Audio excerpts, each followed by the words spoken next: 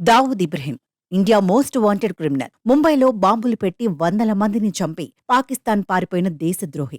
ఇండియాలో ఉన్నప్పుడు బాగానే ఆస్తులు సంపాదించాడు. ఇండియా నుంచి పారిపోయిన తర్వాత ముంబైలోని దావూద్ ఆస్తులను ప్రభుత్వం స్వాధీనం చేసుకుంది. ఇప్పుడు ఆ ఆస్తులను వేలం వేయాలని నిర్ణయించింది ప్రభుత్వం. రేపు ఈ ఆస్తులను వేలం వేయనుంది కేంద్రం. ముంబైలోని కేడ్ తాలూకా పరిధిలోని రత్నగిరి ప్రాంతంలో దావూద్ ఇబ్రహీంకు చెందిన పెద్ద బంగ్లా ఉంది. అదేవిధంగా మామిడి తోట ఉంది. వీటితో పాటు మరో 4 ఆస్తులు సైతం రత్నగిరి ప్రాంతంలో ఉన్నాయి. ఈ 4 ప్రాపర్టీల ధర 19.2 లక్షల రూపాయలు. ఇందులో చిన్న ప్లాట్ను 15,440 రిజర్వ్ ధరగా ఉంచారు. వీటిని 10 ఏళ్ల క్రితమే smugglers and foreign exchange manipulators act కింద అధికారులు సీజ్ చేశారు. ఈ ఆస్తులు మహారాష్ట్ర, రత్నగిరి జిల్లాలోని ముంబ్కి గ్రామంలో వ్యవసాయ భూమి రూపంలో ఉన్నాయి. జనవరి 5న మధ్యాహ్నం 2 గంటల నుంచి 3:30 గంటల మధ్య వేలం ప్రక్రియ జరగనుందని smugglers and foreign exchange manipulators act ఓ ప్రకటనలో పేర్కొంది.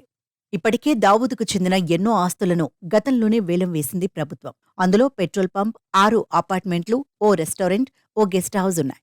టెర్రరిస్టు కార్యకలాపాల ద్వారా అక్రమ సంపాదనతో దావూద్ ఇబ్రహీం ఈ ఆస్తులను సంపాదించాడు. వీటిని తన పేరుతో పాటు తన కుటుంబ సభ్యులు, బంధువులు, చుట్టాల పేరుతో రిజిస్టర్ చేయించాడు.